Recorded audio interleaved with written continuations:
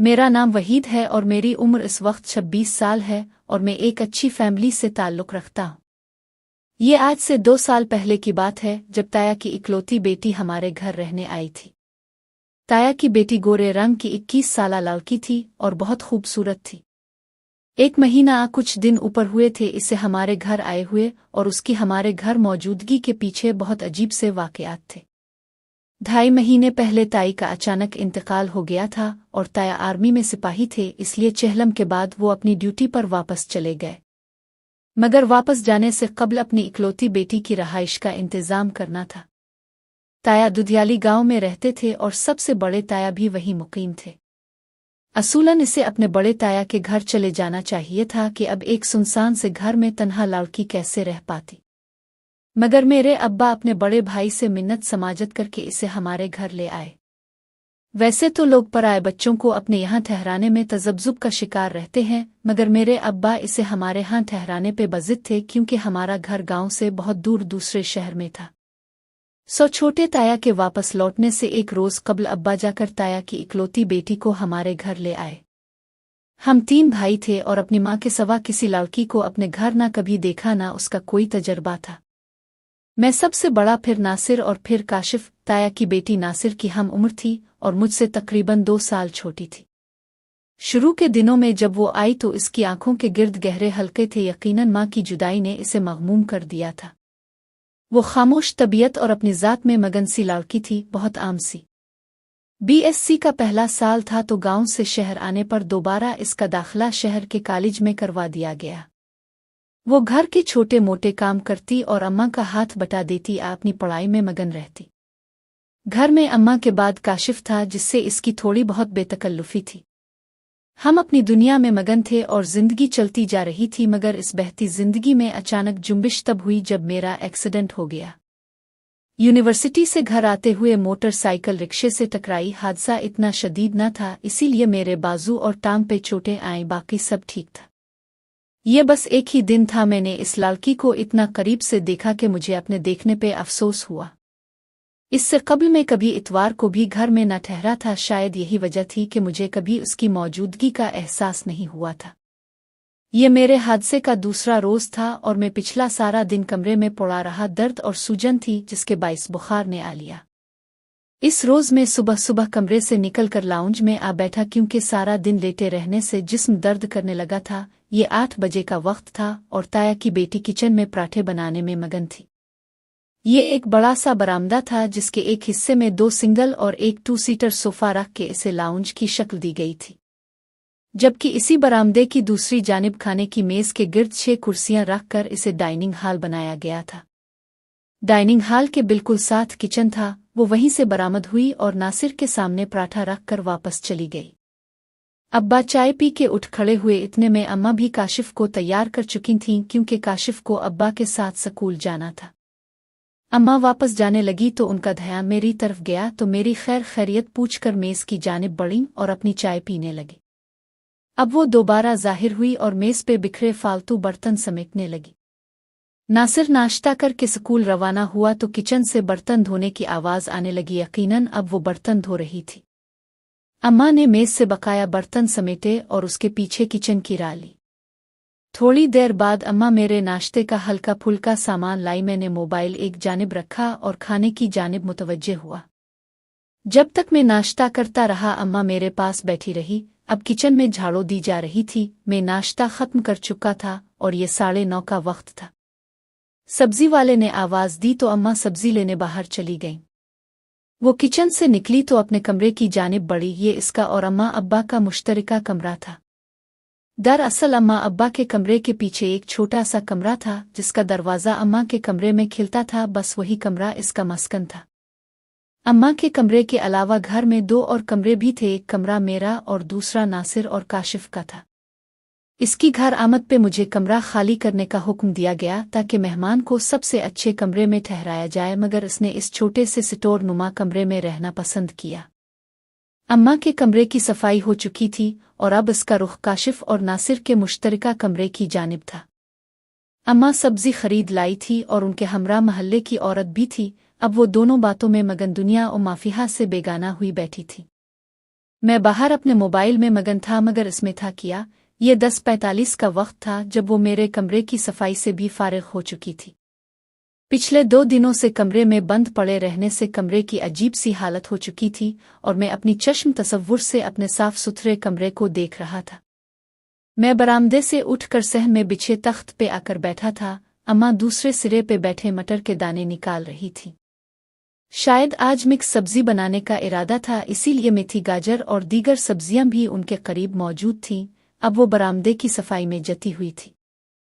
यकाएक मेरे ज़हन में ख्याल आया ये कॉलेज नहीं गई आज। इसी ख्याल के ज़ेर असर मैंने अम्मा से इस बाबत दरियाफ्त किया तो अम्मा ने बताया कि इसके कॉलेज आज कोई सेमिनार था तो इसने छठी कर ली। अब वो बुर्श से सहन साफ कर रही थी। बुर्श की वजह से गर्द और गुबार उड़ने की बजाय बस सिमट रहा था। धूप ज्यादा तपती हुई ना थी। वो सह में बैठी जिंदगी की तरह बुर्श के जरिए कूड़ा घसीट कर दूसरे सिरे तक ले जा रही थी। दूसरे सिरे पे छोटा सा खरा था जहां अम्मा ने कपड़े धोने का इंतजाम कर रखा था। मैं अम्मा के पास बैठा एक उचट्टी सी नज़र इस पे भी डाल लेता था।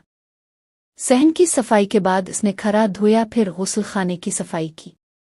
जब वो गुस्ल खाने से निकली तो इसके पांचे भीगे हुए थे और माथे पे पसीने के बाइस सामने वाले छोटे से बाल चुपके हुए थे। इस तमाम अरसे के दौरान अम्मा और उसके दरमियान कोई मुकालमा ना हुआ था।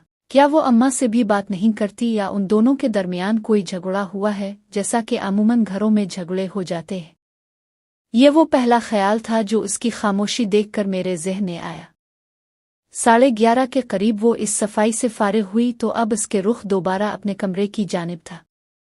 क्या कोई इतना लाताल्लुक भी हो सकता है? सह में मौजूद हम दो नुफूस इसको दिखाई नहीं दे रहे। क्या ऐसी भी औरतें होती हैं जिनके पास करने को कोई बात ना हो? इसकी तवील खामोशी मेरी समझ से बालातर थी। वो कमरे से लौटी तो इसके हाथ में एक गुलाबी बड़े बड़े फूलों वाला सूट था। ये इसका सूट था और उस पे ये सूट बहुत जचता था। सफ़ेद ट्राउज़र के साथ गुलाबी फूलों वाली कमीज और वैसा ही लान का दोपट्टा। अब वो बरामदे के दूसरे सिरे पे पड़े इस्त्री स्टैंड की जानिब बढ़ी और कपड़े इस्त्री किए और वाशरूम में घुस गई। मैं मुकम्मल तौर पर मोबाइल में मगन था कि कुछ देर बाद गीले बालों पे तौलिया लपेटे वो गुस्ल खाने से निकली और कमरे की जानिब बढ़ गई। अब वो एक बार फिर हमारे इर्द गिर्द जाहिर हुई। गुलाबी फूलों वाला दोपट्टा उसके सर पे था और वो तख्त की जानिब बढ़ रही थी और मैंने कसदन अपनी आंखें फेर ली। वो अम्मा के करीब रुकी। मैं मेथी की एक शाख से खेलता इसकी आवाज़ का मुंतज़िर था कि शायद इसके लफ्ज़ किसी समत को निकले। वो कुछ लम्हे यूं ही अम्मा के करीब खड़ी रही तो हमारे इर्द गिर्द लोशन की भीनी सी खुशबू फैल गई। मैंने अपनी दुखती टांग सीधी की तो अम्मा ने मुस्करा कर इसे देखा और पास रखी टोकरी इसकी जानिब बढ़ाई जिसमें मटर के दाने और आलू थे। इसने टोकरी थामी और फिर किचन की जानिब चल दी। अब वो मेरी नज़रों से ओझल हो चुकी थी। इतनी खामोशी। अब धूप थोड़ी तेज होने लगी तो अम्मा ने मुझे भी उठने का हुक्म दिया। मैं अब इस खामोश ड्रामे से उकता गया था, इसलिए मैंने अपना फ़ोन उठाया और कमरे की जानिब चल पड़ा। कमरा हकीकत में साफ सुथरा और मेरी चश्म तसव्वुर जैसा ही था। हर चीज़ अपनी जगह पे मौजूद गर्द और गुबार से पाक थी। अब मुझे भी साफ हो जाना चाहिए था। इसी ख्याल के पेश नज़र में अपनी टी शर्ट और ट्राउज़र उठाए गुस्ल खाने की जानिब बढ़ गया। बुर्श करने और नहाने के बाद मैंने लिबास तब्दील किया। मैं गुस्ल खाने से निकला तो हांडी में चम्मच हिलाने की आवाज़ आने लगी। अम्मा अबू के कपड़े इस्त्री करने में मगन थीं और यकीनन किचन में वही मौजूद थी।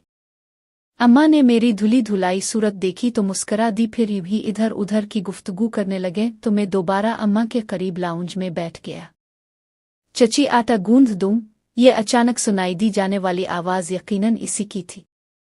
मैंने चौंक कर इसे देखा। वो किचन के दरवाजे में खड़ी अम्मा से मुखातिब थी।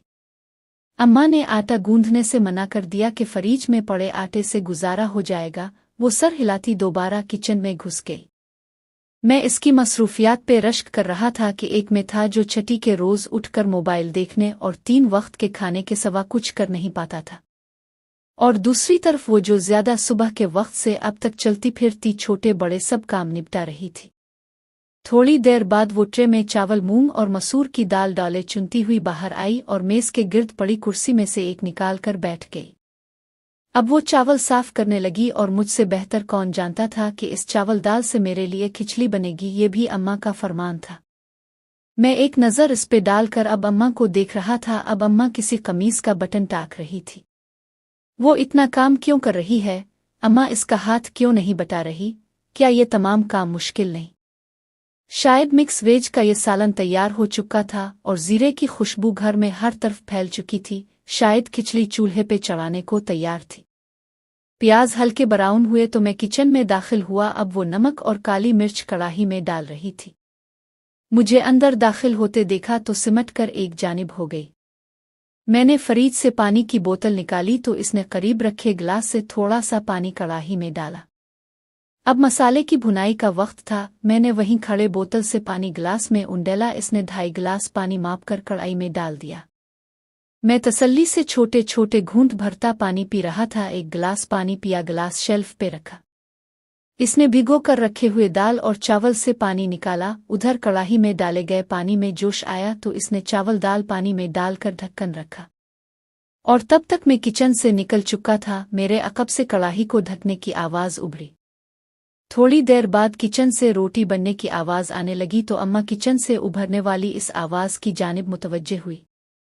अब वो उठकर किचन में आ गई और दोनों के दरमियान कुछ लफ्ज़ों का तबादला हुआ। थोड़ी देर बाद वो किचन से निकली और फिर अपने कमरे की तरफ बढ़ गई। अब अम्मा किचन में रोटी बना रही थी और वो कमरे में जा चुकी थी। और अब काशिफ स्कूल से लौट आया था। काशिफ ने आते ही सोफे पे बैग रखा और किचन की जानिब बढ़ गया। इतने में अम्मा के कमरे का दरवाज़ा खुला। वो मुंह में कुछ बोलते हुए कमरे से निकली। सोफे पे पड़ा काशिफ का बैग उठाकर उसके कमरे में रख आई और अब किचन की राली। अब वो मेज़ पे बर्तन लगा रही थी क्योंकि दोपहर के खाने का वक्त हो चुका था।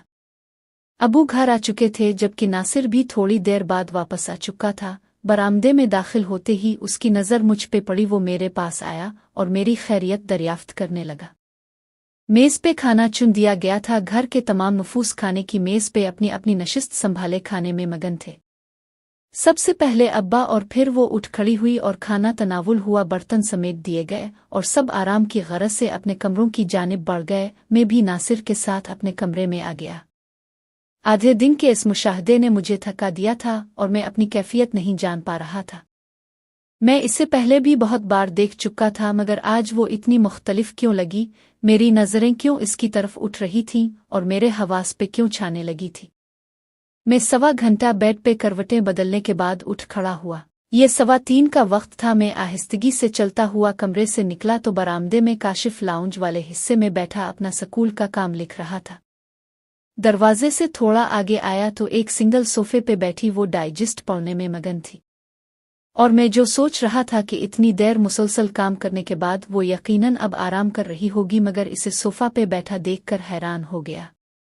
लाउंज में बहुत खामोशी थी। पंखे की गुड़ गुड़ इस सुकूत में इर्तिआश पैदा कर रही थी। इसी असना में नासिर कमरे से निकला और मैं खामखा किचन की ओर बढ़ने लगा। नासिर ने इर्द गिर्द देखा। इससे कबल के कोई सवाल करता बैरूनी दरवाजे पे दस्तक हुई और नासिर सीधा दरवाजे की जानिब बढ़ा। मैं किचन से पानी की बोतल और गिलास निकाल लाया और वो अभी तक अपनी साबिका हालत में रिसाला पे नजरें जमाए दुनिया और माफिया से बेगाना बैठी थी। नासिर दोबारा लाउंज में आया और मेरे दोस्तों के आने की इत्तला दी। वो मेरी खैरियत दरियाफ्त करने आए थे। नासिर ने इसे चाय बनाने की दरख्वास्त की तो इसने रिसाले का सफ़ा मोड़ते हुए साइड टेबल पे रखा और उठकर किचन की जानिब बढ़ गई। इतने में दोस्त लाउंज तक आ गए और नासिर ने आगे बढ़कर डाइनिंग टेबल और लाउंज के दरमियान फ़र्क करने वाला पर्दा गिरा दिया तो वो पर्दे के पीछे गुम हो गई। इतने में अम्मा कमरे से बाहर आई, मेरे दोस्तों की खैरियत दरियाफ्त की और इंतज़ामात का जायज़ा लेने किचन में चली गईं। चाय के साथ कुछ निमको बिस्कुट ट्रे में सजाकर नासिर लाउंज में ले आया।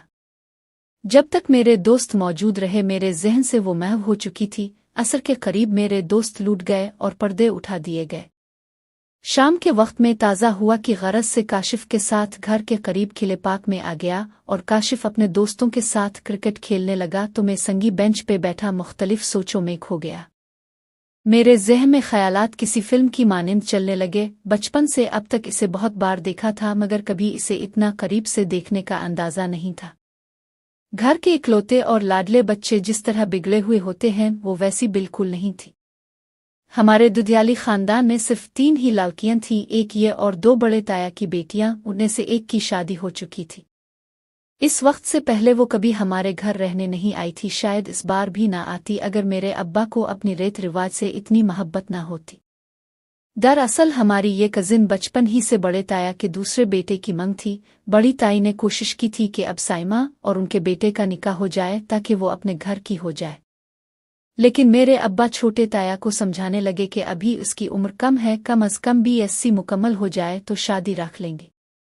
अब्बा के इस फैसले की क्या तक थी ये हमारी समझ से बालातर था, मगर अब साइमा के रहने का इंतजाम किया जाना था, जो कि बड़े ताया का घर तो बिल्कुल नहीं हो सकता था कि वहां इसका मंगेतर मौजूद था। बस इसीलिए मेरे बाबा ने अपना घर पेश किया। अब्बा को अपनी तरबियत पे बहुत नाज था, लेकिन अब्बा की साइमा से ऐसी मोहब्बत हमारी समझ नहीं आती थी। सब समझते थे कि शायद अब्बा की अपनी कोई बेटी नहीं, इसलिए साइमा से मोहब्बत करते हैं, मगर सब जानते थे कि जैसी मोहब्बत अब्बा साइमा से करते हैं वैसी अकीदत वो बड़े ताया की बेटियों से नहीं रखते। अब मेरे ख्यालात की रूह इस जानिब बह निकली। छोटी ताई की वफ़ात के वक्त मेरे अब्बा इतने मगमूम थे, बस थके हारे जैसे कुछ बहुत कीमती हो गया है। शाम ढलने लगी तो मैं काशिफ को साथ लिए बाहर चला गया, और आज तो दिल पे कुछ अजीब सा बोझ था। थोड़ी देर घूमने के बाद घर लौटा तो अपना ही घर पर आया और बेगाना सा लगने लगा। आखिर क्या हुआ था इस एक दिन ने कि अचानक सब कुछ बदल गया। मेरी नज़रें इसकी मुतलाशी थीं और फिर वो नासिर के कमरे से निकलती हुई दिखाई दी। उसकी काशिफ पे नज़र पड़ी तो किसी ख्याल से चौंकते हुए अब काशिफ से कोई बात कहने लगी। खुदाया, ये आज मेरे साथ किया हो रहा है, मैं इस तरह इसे क्यों सोच रहा हूँ। ये वही साइमा है, एक अरसे से हमारी चचाजाद है, लेकिन मेरी इस पे आज ही क्यों नज़र पड़ी। मैं अपने दिल के हाथों मजबूर अपनी हालत पे तरस खाता मैं अम्मा के कमरे की जानिब बढ़ गया। अम्मा फ़ोन पे बड़ी ताई से बात कर रही थी। मेरे दिल और दिमाग पे कब्जा करने वाली इस उदासी का क्या इलाज था मैं नहीं जानता था। बस यूं ही महसूस हुआ कि शायद अम्मा के पास मसले का हल हो। अम्मा को फ़ोन पे मसरूफ़ देखकर मैं उनके पास ही बैठ गया। खुदा जाने उनके दरमियान कौन से राज और नियाज हो रहे थे। मैं खामोशी से अपने दिल में झांकता इस बीमारी का इलाज ढूंढने लगा।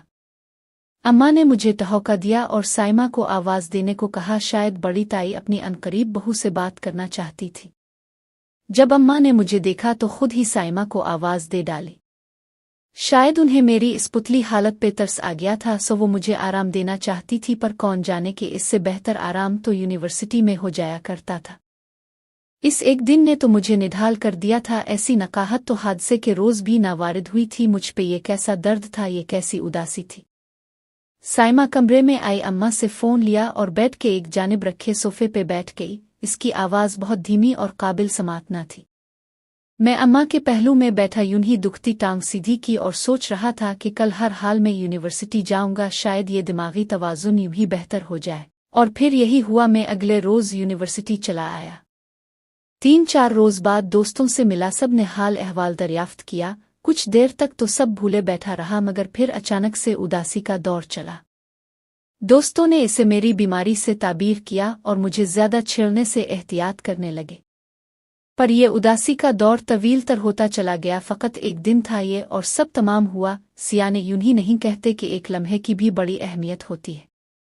25 सालों की इस जिंदगी में लातादाद दिनों की रुदाद मेरे हाफ़ज़े से निकल गई, और वो एक दिन ऐसा पुख्ता हुआ कि मेरे हाफ़ज़े में सब्त हो गई। वक्त गुजरता चला गया और इसी दौरान बड़ी ताई भी हमारे घर वक्तन फ़वक्तन आती रही थी। वो अपने कॉलेज के साथ साथ घर के भी छोटे बड़े काम करती रही और मेरी मसरूफियात बढ़ने लगी। मैं यूनिवर्सिटी से निकलकर अब नौकरी की तलाश में मारा फिरने लगा।